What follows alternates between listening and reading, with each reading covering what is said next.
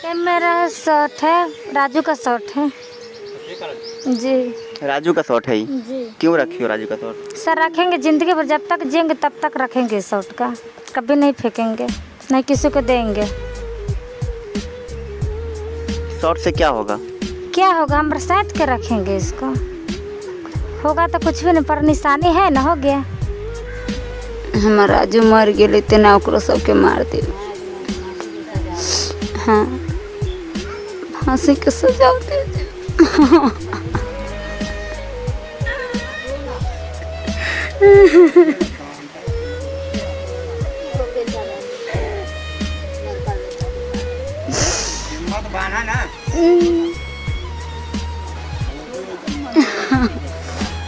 अब कौन कमा के खियाते माई के, अब कौन राजू खियाते माई के, कमाए वाला बेटा तो मर गया,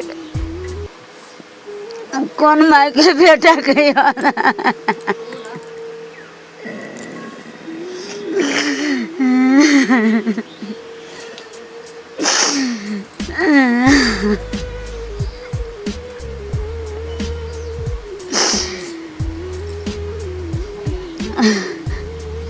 कान दर्द करे, चलो ना घर में।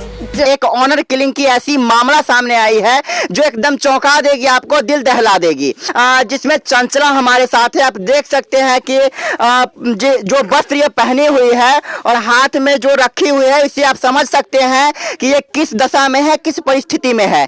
चंचला क्या हुआ था, मतलब आप राजू से प्यार करते थे? जी कब से कर रहे थे प्यार आप दोनों? 1.5 सालों से। 1.5 साल से? जी 1.5 साल से आप लोग बात कर रहे थे, मिले भी थे? जी कहाँ मिलते थे आप लोग? मिलते थे नहीं, पर बात फोन से करते थे। फोन से बात करते थे? जी तो 1.5 साल मिले नहीं थे आप लोग? नहीं राजू को कैसे जाने आप? सर, यहाँ पे मेरा मौसी रहता है, फोन से कांटेक्ट हुआ, ना जाना रहता था। इस गांव में आपकी मौसी रहती है? जी तो यहाँ आते जाते आप थे? जी तो इसके बाद आप मिला था, वो राजू मिला था? जी 1 मिनट बाबू, ऐसे मत करो। तो फिर मिले आप लोग, उसके बाद बातचीत हुआ। जी तो 1.5 साल में किसको पता चला था आपके बारे में, जो आपकी और जो राजू के साथ जो चल रहा था प्रेम प्रसंग, जो आप लोग प्यार करते थे, ये किस किस को पता था? किसी को पता नहीं था। किसी को नहीं पता था, ना आपके परिवार वालों को, ना राजू के परिवार वालों को? जी कब पता चला पहली बार? पहली बार पता नहीं चला, हम बोल दिए मम्मी को से शादी करना है, तब मम्मी बोला, पापा बोला, मेरा मम्मी पापा बोला हाँ करा देंगे। पापा आएगा तो, पापा मेरा नहीं दिल्ली रहता है, तब पापा आएगा तब मम्मी बोल दिए चाचा को। चाचा बोला चाचा का लड़का जो गांव वाला को बोल दिया, गांव वाला सराय विचार कर लड़का को बुलवाया, लड़का को बुलवाने के बाद मारा बहुत। अच्छा, हम एक एक करके पूछेंगे आपसे कि आपकी एज कितनी है? 20 साल। 20 साल। जी। पढ़ाई कहाँ तक किए हैं आप? 9th तक। 9th तक। तो आप पहले मम्मी को बताएं आप इसकी जी। बात कि हम राजू से प्यार करते हैं, राजू से शादी करेंगे। जी तो मम्मी क्या बोली? मैं बोला ठीक है, पापा से पूछ, पापा बोला ठीक है करा देंगे। आप दोनों की कास्ट सेम है? जी तो मम्मी को कोई दिक्कत नहीं था आपके शादी से? आपके परिवार वाले को दिक्कत नहीं था? नहीं, किसको दिक्कत था आपके शादी मेरा से? चाचा को और चाचा का लड़का को। क्या नाम है चाचा का? परीक्षा नाम दिनेश राम, उसका लड़का कमलेश राम। चाचा को क्यों दिक्कत था? क्योंकि आपके जब मम्मी पापा को दिक्कत नहीं था तो चाचा को क्यों दिक्कत था? चाचा के ही दिक्कत था, तो कुछ पापा से अगला माने झगड़ा उगड़ा होता रहता है ना, उसीलिए दिक्कत था। पर पापा के ना रहने के कारण मेरा पति को मार दिए, तो शादी करा कर मार दिए। तो हम एक एक करके पूछते हैं आपसे। तो जब आप मम्मी को बताएं, अपनी माँ को बताएं, माँ बताई चाचा को, जी फिर चाचा क्या किए? चाचा की यही है, सब गांव वाला समाज से मिल के सब एक साथ जुट गए और उसी दिन 10 तारीख को। कितने दिन के बाद जब आप मम्मी को बताएं, उसके कितने दिन के बाद मम्मी चाचा को बताई? चाचा को 5-6 दिन के बाद बताए। 5-6 दिन के बाद। उसके कितने दिन के बाद चाचा गांव वाले को बताया? 10 तारीख को। कितने दिन के बाद, उसके कितने दिन के बाद, मतलब चाचा को जब पता चल गया उसके कितने दिन के बाद लोगों को पता चला, गांव वाले को पता चला? 1 दिन के बाद। 1 दिन के बाद। तो फिर क्या हुआ, सब लोग इकट्ठा हुए, मीटिंग किए? जी। उसके बाद क्या हुआ? उसके बाद लड़का को बुलाए, लड़का को बुला जा शादी करा। राजू को बुलाया? जी। जो आपके पति हैं? जी, राजू को बुलवाया, जा शादी करा देंगे। चले गए अकेले, अकेले जाने के बाद बहुत मारा। तो राजू को जब बुलाया गया शादी के लिए, राजू अकेले चला गया? जी। अच्छा, फिर क्या हुआ? फिर क्या हुआ, बहुत मारा। मारने शादी पहले करवाया ना? पहले मारा बहुत, पहले मारने के बाद तब शादी करे। शादी कराने के बाद फिर बहुत मारा, रॉड से मारा, ब्रेंड फाड़ दिया। अच्छा, मतलब पहले मारा फिर शादी करवाया? जी। कहाँ पर शादी करवाया? हनुमान मंदिर नहीं है, रतनपुरा, ढड रतनपुरा। अच्छा, उसी- आप ही के गांव में? जी, मेरा गाँव उसी जंग कराया रोड पे। अच्छा, जी। और उसके बाद क्यों मारा? जब शादी करवा दिया तो क्यों मारा? बोला था कि शादी तो करा दें, जिंदगी भर विधवा बन के रहिएगा, उसी के घर में रहिएगा भाई, कहीं जाइएगा भाई, मरिएगा भाई। इसको उसका सोच बस, लड़का का हम तो मार देंगे, जान से ही खत्म कर देंगे, न बचले लायक रहेगा न आप रहिएगा उसके घर में। कौन बोला ये बात? मेरा चाचा बोला। नाम क्या था? परीक्षण राम, दिनेश राम। दोनों। परीक्षण राम और दिनेश राम, जैसा कि चंचला बता रही है, आप इसके जुबान से ही सुन रहे होंगे कि साफ साफ जो इसके चाचा हैं उन्होंने कहा था कि शादी तो करवा दिया लेकिन सारी जिंदगी विधवा बन के रहोगी, और उसके बाद रॉड से मारकर उसके सर पे उसके सर को फाड़ दिया गया है ना? जी। वहीं पे गिर गया होगा राजू? जी, गिर गया। मुझे भी हाथ बांध के मारने के बाद टेम्पो से यहाँ पे रोड के किनारे यहाँ पे अगल बगल पास में फेंक दिया, दोनों आदमी का। आप बेहोश थे या होश में थी? सर बेहोश थे, बुझिए नहीं, सुन हो गया देह, कुछ नहीं चल रहा था, क्या कहाँ हम आए हैं रात में। और राजू भी बेहोश रहा होगा? राजू तो साफे बेहोश था, उसको ब्रेंड फाड़ दे तो बेहोश नहीं था, होता नाकों से खून, मुँह से खून, हर एक चीज़ से खून बह रहा था। आपकी माँ कहाँ थी? मेरा मम्मी गई बचाने, तो मेरा मम्मी के भी मारा। अच्छा, जी। माँ थी वहाँ पे जब ये सब हो रहा था? जी। शादी जो आपकी हुई इसमें माँ भी थी आपकी? मम्मी के नहीं जाने दिया कोई, सब शादी करा दिए, पहले मारा तब शादी करा दिया, शादी करने तो फिर मारा, मम्मी के नहीं वहाँ पे पहुँच दिए। अच्छा, जी। पहुँचने नहीं दिया। और आपके कितने भाई हैं? मेरा 3 भाई है। सब छोटा है या बड़ा है? सब छोटा है। छोटा है। जी। तो उसके बाद कहाँ गए आपके चाचा लोग, कहाँ हैं अभी? पता है, हमको नहीं मालूम है। नहीं मालूम है? नहीं। तो जब बेहोश हो गए उसके बाद हॉस्पिटल गए होंगे, कहाँ गए आप लोग? सीतामढ़ी। सीतामढ़ी सदर हॉस्पिटल में गए थे? नहीं। आइए इधर आइए। जीजा से पूछिए ना। कहाँ है जीजा जी? आइए आइए इधर आइए, आप बैठिए यहाँ।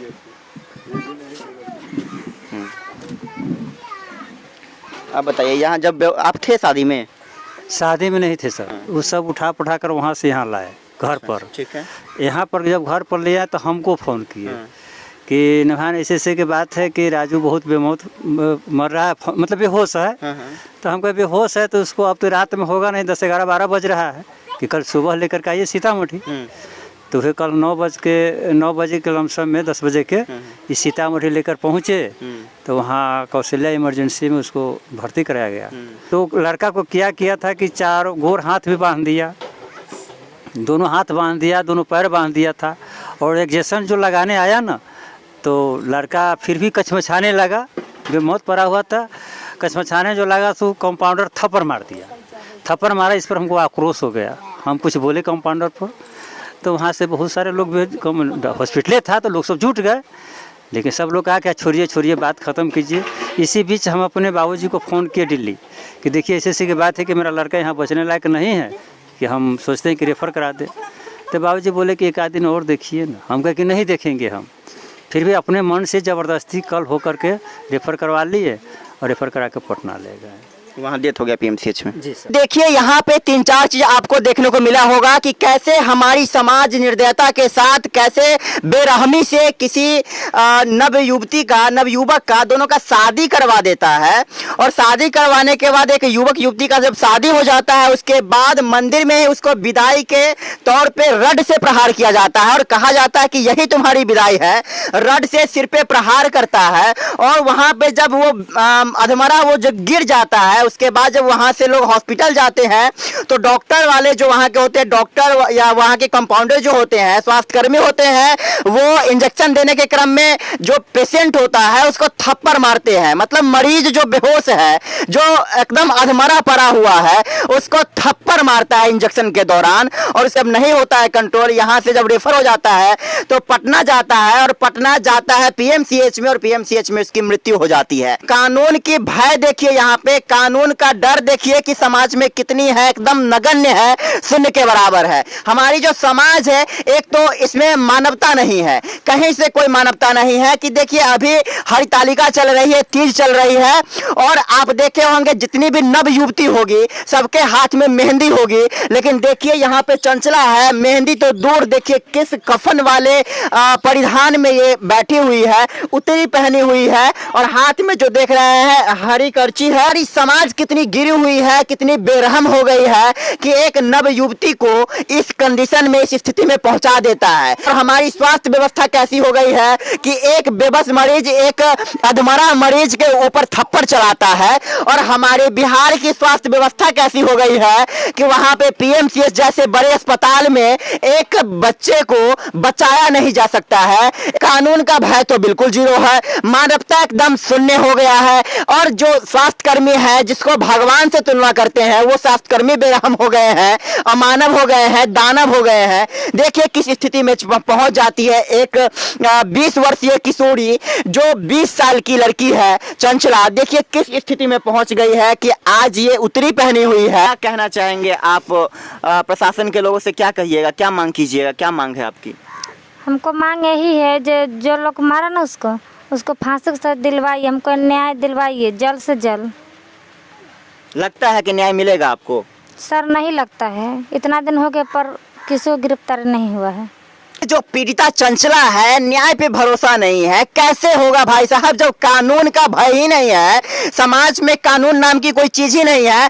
ऑनर किलिंग जो इतनी बड़ी अपराध है, उसको झटके में लोग अंजाम दे देते हैं। आज 7-8 दिन हो गए हैं, अभी तक गिरफ्तार नहीं हुआ है। क्या कानून, क्या व्यवस्था है, प्रशासनिक व्यवस्था क्या है, कानून क्या है? कानून की डर नहीं है, डर नाम की कोई चीज नहीं है। और आज 1 सितंबर है, आप समझ सकते हैं कि मात्र 1.5 महीना भी नहीं हुआ, 1.5 महीना भी नहीं हुआ, 1 महीना 20 दिन, मतलब 30-20-50 दिन, मात्र 50 दिन भी नहीं हुए, जिसमें से 10 दिन तो ऐसे ही चला गया। 1.5 महीने में किस तरह से इसको विधवा बना दिया।